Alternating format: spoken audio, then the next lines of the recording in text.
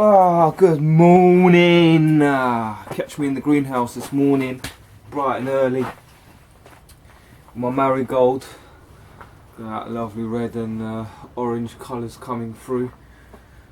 So I had a question from my good friend over in Toronto. Hey there, Alex. Hey, Shazzy knows. Anyway, that's an inside joke. Some of you will get it. Oh yeah. So how did I teach myself in the garden?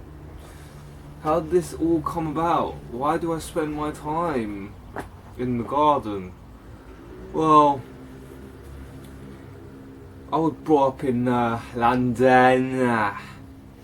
When you're brought up in a big city, you don't really think twice about where you get your food.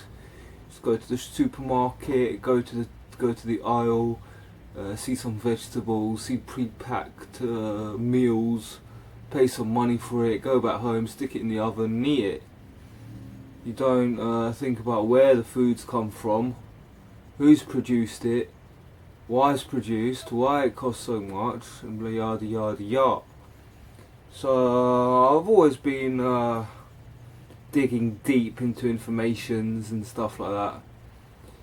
I do like a good conspiracy theory. Big up David Icke. Whoa, whoa, whoa.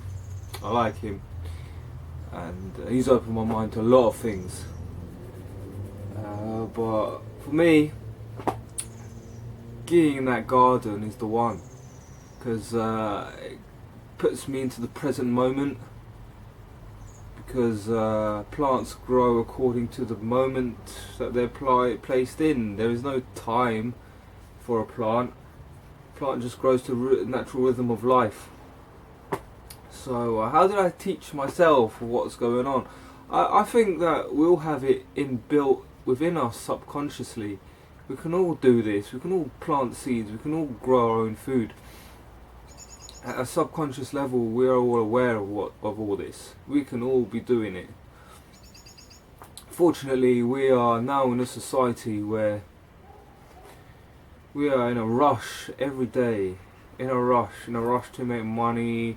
In a rush because there's a scarcity of time. So our ego's so in that loop of I can't have enough time. Blah blah blah blah blah.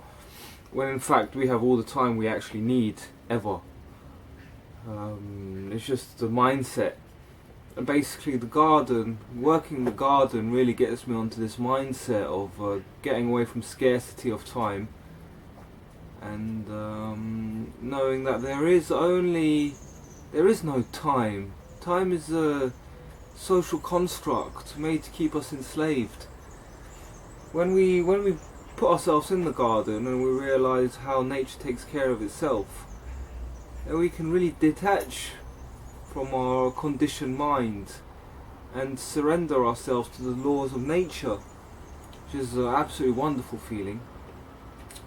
And this is what I get from being in the garden, is that I feel a detachment of my own ego, and this detachment of my own ego has taught me how to deal with the garden.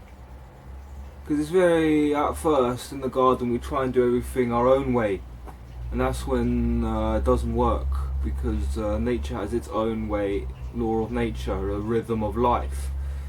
So that's the beauty of the nature. You don't have to know anything about it. Once you start getting your hands on, getting your hands dirty, planting seeds and whatnot, then nature will just teach itself to you. And I mean, look at this. Again, I love this plant because I showed it to you the other day and it was all dry. So I've got some little dry leaves here. But how many times have I let this plant get dry, it looks all wilted, then water it a bit and then it comes back. Nature just demonstrates to me that we should never give up. How many times I've actually put a plant into the ground where it's looked dead and out, all yellow, all wilted, all sorts.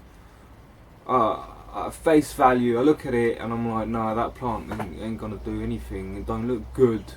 It ain't gonna do anything, this plant. And then you put it in the ground, give it a bit of water, and within 2-3 weeks the plant adapts to its environment and then thrives. It's a bit like us. You know, like sometimes we're a bit afraid of going somewhere new or yada yada yada, because we love our comfort. Us humans love our comfort, you know, we love it.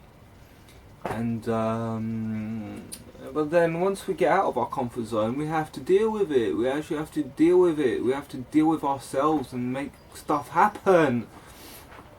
And it's the same thing for plants. So I've learned in the garden. It's exactly the same thing. And like, yeah, as I said, I was brought up in London, so I had the city life where I was growing up. And then throughout my 20s, I was just living the high life, just on it. You know, consumerist, just making money, spending money, and living life in the fast lane. I used to cool down a bit, and this is I've gone from one extreme to the other, and I wouldn't trade my life with anything now. I feel so grateful, thankful, and everything to be in the garden. The fact that it's taught me a lot of things. I mean, the question was, how did I teach myself? But at the end of the day, it's the nature that taught me where I am now. And I'm so grateful, and I keep saying this, so grateful, thankful, and appreciate the opportunity that's been put in front of me to be able to do something in my life, to get my hands dirty and share the fruits of labour.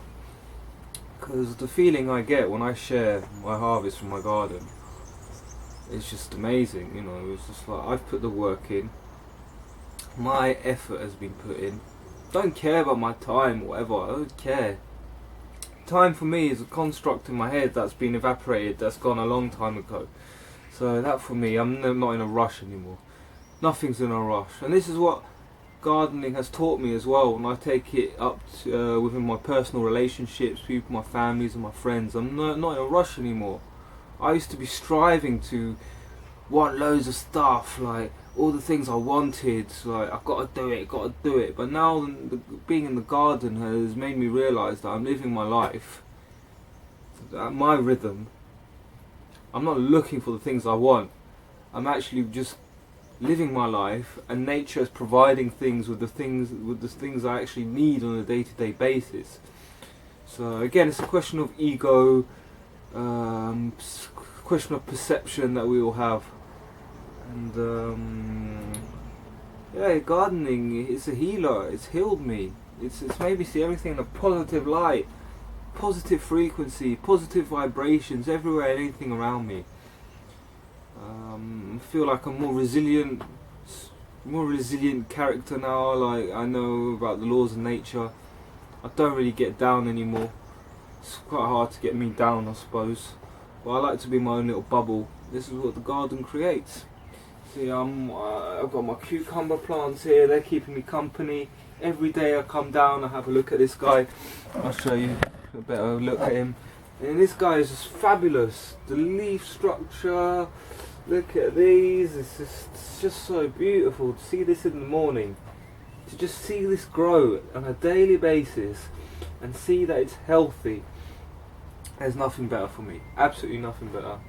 And for me to be able to, with my journey in life, what I've lived through, blah, I'm not going to bore you with everything. This, plants, being surrounded by plants, is nature's healing remedy. To be able to grow our own vegetables, to grow our own fruit, you know, is the way of life. And here, like, my tomatoes are coming out. They're coming out amazingly, and they're all around. There is no scarcity in nature. Nature is abundant, and this is it. Once we've actually realised that nature is producing everything in abundance, and we compare it to society, and then we're like, well, everything costs money in society, and why is that? Because there's a scarcity of time, because our ego is so attached to the notion of time. When in fact time doesn't even exist. It's a social construct. You know, a plant's not like thinking about the time I got to be ready by this time. No, it just grows. It just grows. It's like us in life. If we just deal with the life we have in front of us, we're on our path, and it will happen. So, yeah, supposed to be talking about how garden taught me. So I've gone a bit on a deep one. So, yeah, I've got a few things to do today. Moon phase, got no planting to do, but I'm just making everything look kind of nice and looking great. So that next time I do a video, I'll take you a tour around where I've got all my tomatoes and everything's nicely weeded, there's no weeds in the ground, it's really nice and proper and clean. So on that note, have a great day and peace out, yeah?